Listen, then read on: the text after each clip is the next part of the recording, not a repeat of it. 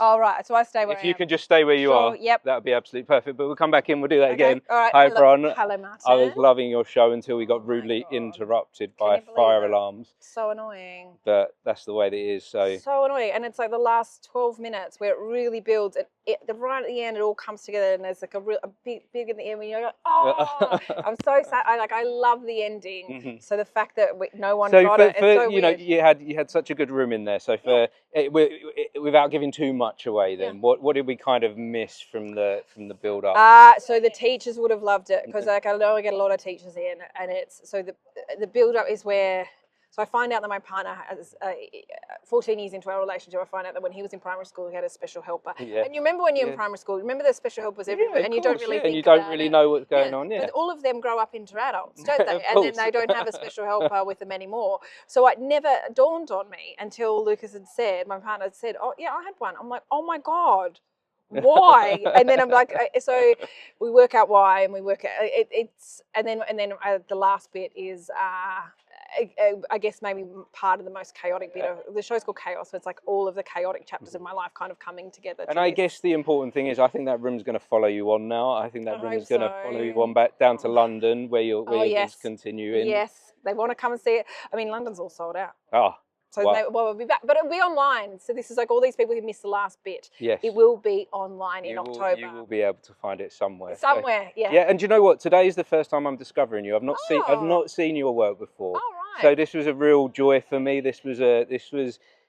got such a sense of freedom from you, and I understand why you've got such a big following. Oh, I kind of feel like you must inspire so many others to be free and tell the truth. And I wonder where you find that. Where does that even begin for you? I didn't get into comedy till I was 34, and I kind of knew who I was. And so I think people usually go into comedy when they're in their early 20s, when they kind of have this like, I guess like an element of fearlessness about them, and they, but the thing that they lack is stories. So this is just my opinion. Yeah. So I went. Well, it takes a while to build up things in life, doesn't it? To understand the things that have gone on. Yes, and I think a lot of my comedy stories. So there's like I will find a story and I'll be like, that is so funny to me, and then I'll just throw heaps of tags throughout it. So for my shows are really like 6 or 7 bits where things that I have found really amusing in my life that I will like thread together.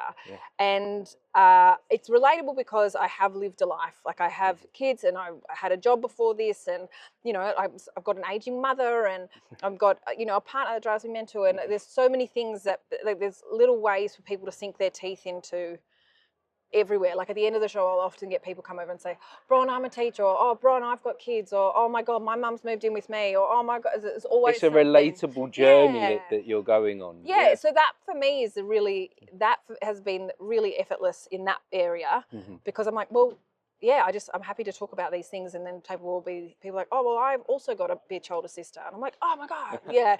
So it's been that part for me. I've been very blessed to have found comedy later in my life, because I imagine if I started in my 20s, I would have nothing to say, and that's not saying that people in their 20s have nothing to say. I'm sure they have lots to say, but me personally, I would have had nothing to say. No. I wouldn't have been able to articulate how I felt about it. There wasn't enough space between me and something in order to find the funny in it. Yeah. And so now I've been that's completely relatable to me. I wouldn't have been able to do what I'm doing now, having these conversations with people, if I hadn't have gone through all this stuff. Yeah.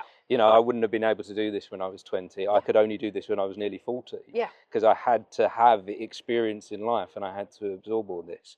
I wonder with you as well, with your comedy and with it being so relatable, I wonder what you hear back from audiences as well. What do people say to you after the show? Yeah, I get a lot of, I get this one a lot. It feels like you were talking about my life. I get that heaps. Yeah. And then I taught a kid like that before, and like I said, like there's ways for them to connect with me. Or I get a lot of, I dragged my husband along, and he didn't think he was going to like it, but he loved it. Yeah, and that's the same for me. And this is something that I'll be completely honest with. Yeah. Sometimes with female-led comedy, it doesn't connect because it's not relatable to me. But today was, as a parent, Great. As a parent with kids, my kids are now grown up. They're becoming young adults. But everything you was talking about was like, yeah, this is so true. Oh God, you would have loved the ending then. God well, damn I'm gonna come and find you. I'm Okay, gonna seek out more of your work. Oh, great, yeah. So and I encourage other parents to as well. Yeah, the ending's really for especially young parents. The ending over what they try to tie it together, being like it is. Like it's so. Oh. No, that's okay. Sorry, we're taking up the pavement here. Sorry. It's yeah. I think the thing that I'm finding, I try to each show I do, and I haven't been doing many because I'm only 40 and I started when I was 34. But each show I do, I try and do something that's I feel really passionate about in that year, because otherwise it just feels so contrived.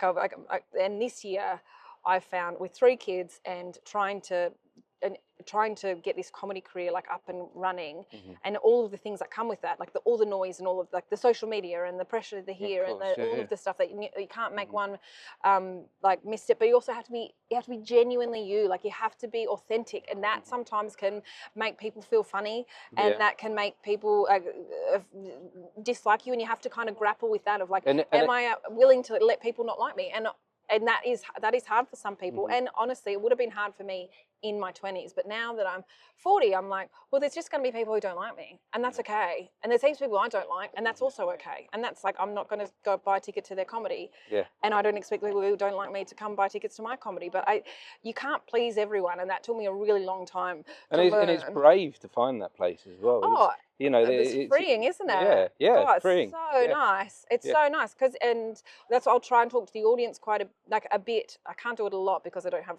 the time in such a 1 hour. But I try to talk to them, and I love learning about what people are going, what's happening with them. I love it. I'm so curious about people.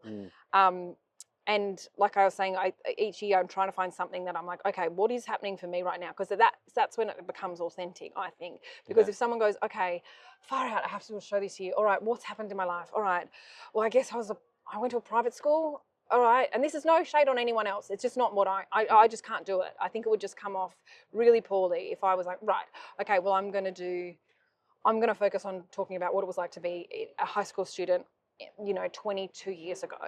And it would just be boring to me, and it would be boring to them, and that would translate poorly. And so this year I was all the thing that I'm trying to tie together, and you'll see it at the end, it's just about how impossible it is to have 3 kids and a career and all of these pressures of trying to make all of it right, how it's impossible to like all of it.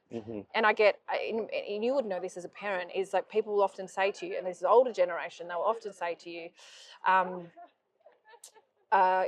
you'll miss it, you'll miss this. Yes. And you're like, will I? Like, and they're like, no, this is the best bit. And that makes you feel awful, because if you're not loving all the bits, you're like, well, does that make me not as good a parent as the people who missed it so much? Oh God, you're going to love it. And it's impossible to me to feel like I'm going to miss all the bits. I can't miss all the bits. No. I can't miss there are so many bits that I hope to never see again. And I know that I will miss some of it, because it's beautiful, and I love having kids, but there's bits where I'm like, I want this to end now. Like, I do not want this bit anymore. I don't want to change one more like piss-soaked bed sheet. And that's such a reliable truth for parents. I found that with my kids, and they know this, I'm open with them, so I can talk about this now. Every year got harder and harder with them. Yeah, right. Like each year was like a whole new chapter of challenges that I had no idea what was coming. Yeah. But now my children are becoming young adults. Things are starting to change now, and things are becoming different. And we're in this more like friendship space that we're building a new relationship. There are good things to look forward to. Yes. I think, for all these hardships of being a parent. So, but I love that. I love that perspective as well, because no one says that it gets harder. Like everyone, like they'll be like, oh, this bit's really hard, but the rest is perfect. Like everyone has a different outlook on it, and it's really hard to be honest as a parent. I find like there's not enough space for honesty in parenthood, and if you do complain about it, there are people who are like, well, you're lucky because I would have loved that opportunity to be a parent. Oh, you're lucky because I miss it, or something. And you're like, well, I don't feel lucky right now, and how come my feelings aren't valid anymore just because you've kind of put a lens of negativity over it? I'm like, why can't I have a sook? Like, why can't I have a little whinge? Because it's fucking hard and I'm drowning. So that is, sorry for swearing, but that is Yeah, that so is the truth. That is the truth. And that is where I am right now. So this whole show called Chaos, that is where, that is, it felt easy to write this show because I was like, well, I'm just going to be as honest as I can about it, and then find the stories that relate to this, and then it all will string together. And it has. I mean, this is months, like I'm months into the tour now. It feels effortless now, but I guess at the start it was clunky, like every show, I guess. Of course, yeah. You're working through the process. So I really wonder what, like I say, I've discovered you for the first time today. I know you're going, this tour is continuing, but can you give me a little glimpse of what the future is? Have you any idea where you're going next? Yeah. Or what your hopes and dreams are? Well, I'm going to come to the UK more. I think the first time I was in the UK, I came here 4 years ago, and I did So You Think You're Funny, that competition. Yeah. And I didn't win, and I didn't even get through to because there's a competition in Australia called Raw Comedy, and it's a national competition, and whoever wins gets sent here to Edinburgh Fringe to compete in that. So I won that, thrilled, came here, and didn't even get through the first bit, and I was like, oh God, that's embarrassing. And I wanted to just crawl into a hole and never come back out, because I felt like all of Australia's hopes and dreams were pinned on me, and I didn't get through the first bit.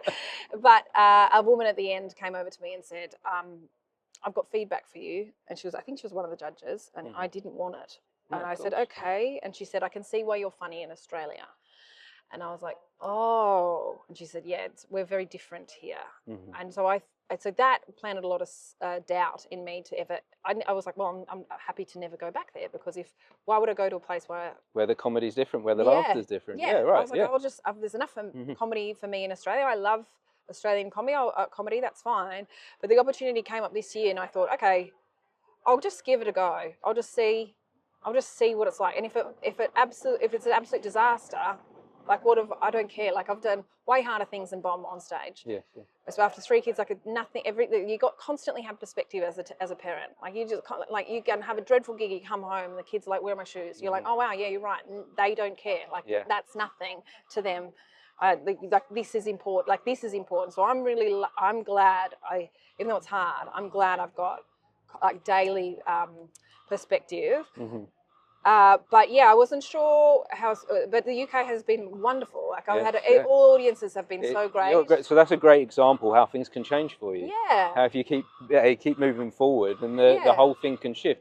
Was there anything you did in particular to make that shift happen, or did you just keep powering on with the work? I felt like if I changed what I thought was funny to what I thought this woman wanted to be funny.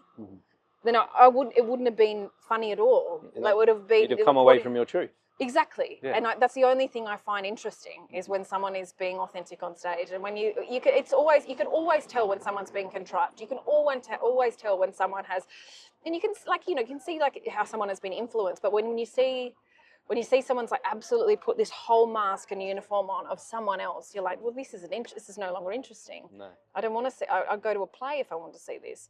But with stand-up, like I love the honesty of it. I love that there are things that I've said on stage that I would never have said otherwise. And I have had to reflect on what I want my career to be, because I am at that point where my manager said, so what do you want to do? Like, what's a 5-year plan? And I thought about, what do I love? There's telly, and there's sorry.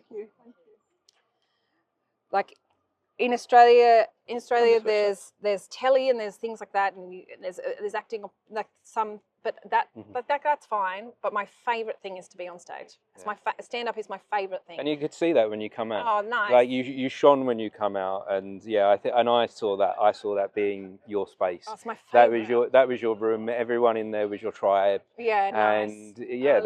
And I felt that's where you need to be, and I want to see more of it as well. Oh, thank you. Well, this has been so nice. Thank you so much for sharing. There is something you can help me with, actually. Yeah. You mentioned yourself that you're led by curiosity. Yeah. That's something that I'm led by. So while I'm here in Edinburgh, I'm on a bit of like a quest to see where my questions will take me. Okay. So everyone I'm meeting, I'm asking them a question for the next person I meet.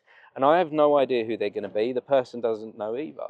So the last person I met, they asked me to ask you, not knowing who you were, what is the most embarrassing thing about you that you're afraid to say out loud? I'm actually the thing that I'm actually most ashamed of, and it's probably not even that interesting. I'm not I'm actually quite dim. No one would want me on their Trivial Pursuit thing. I know nothing about any history. I don't know any politicians, even Australian politicians. I'm like, I have to just I pretend I know more than I do, and that is a lot of teachers are like that. Yeah. You just have to fake it till you make it. And after 10 years of teaching, I just had to pretend I knew what was going on. You just played that well. Yeah, and then now I've got 3 kids. I'm constantly like, yes, of course, I know exactly how to handle this situation. So I think the thing that I'm most ashamed of is how little I know about anything. Yeah. And I think the older I get, the less I know. I'm like, again, that's so universal. Do any of us know anything? I think we're all just. I think the ones that do are pretending themselves. I think they're lying to themselves. Right. You know, I think we're all just trying to figure this out, aren't we?